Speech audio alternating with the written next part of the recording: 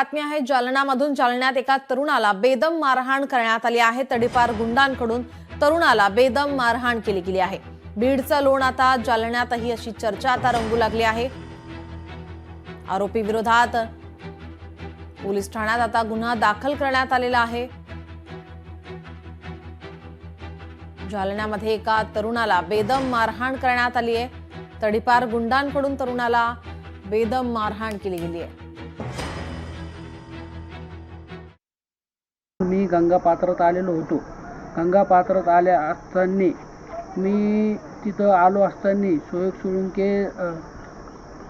सोळंके तडीपार गुंडा हे दोन माणसाला घेऊन तो धरून तीन माणसाला घेऊन आला। तुला मस्तीला आला म्हणे असं म्हणून मला मारहाण केली।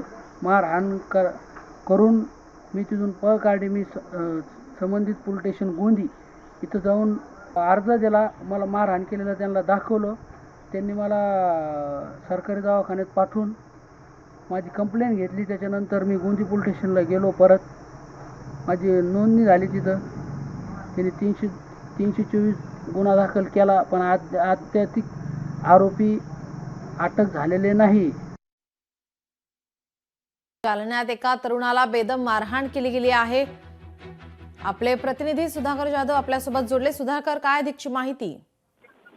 नक्कीच नीलम, आपण जर पाहिलं तर जालना जिल्ह्यातील अंबड तालुक्यातल्या आपेगाव येथे गोदावरी नदी पात्रात घरकुलसाठी वाळू घेऊन जात असताना एका तरुणाला सुयक सोळंके नावाचा जो आरोपी आहे तो फेब्रुवारी 2025 मध्ये जालना, संभाजीनगर आणि बीड या 3 जिल्ह्यातून त्याला 1 वर्षासाठी तडीपार करण्यात आला आहे। मात्र हा आरोपी जालना जिल्ह्यात येऊन पुन्हा एकदा एका तरुणाला बेदम मारहाण केली आहे आणि या प्रकरणी गोंदी पोलीस ठाण्यात गुन्हा दाखल करण्यात आला आहे। मात्र हा आरोपी जो आहे तो अद्यापही फरार आहे। याच्यावर कुठलीही अटकेची कारवाई झालेली नाही। या आरोपीला फेब्रुवारी 2025 मध्ये अवैध वाळू उत्खनन यासह अनेक गुन्ह्यामध्ये याला 1 वर्षासाठी तडीपार केलं होतं। मात्र हा आरोपी आणखी फरार आहे। या आरोपीचे मराठा आंदोलक जे आहेत ते मनोज जरांगे पाटील यांच्यासोबतचे काही फोटो देखील आता सोशल मीडियावर मोठ्या प्रमाणावर व्हायरल होत आहे आणि सोशल मीडियावर या आरोपीला अटक करण्यात यावी अशी देखील मागणी आता केली जाते। जी, धन्यवाद आपण दिलेल्या सविस्तर माहितीसाठी।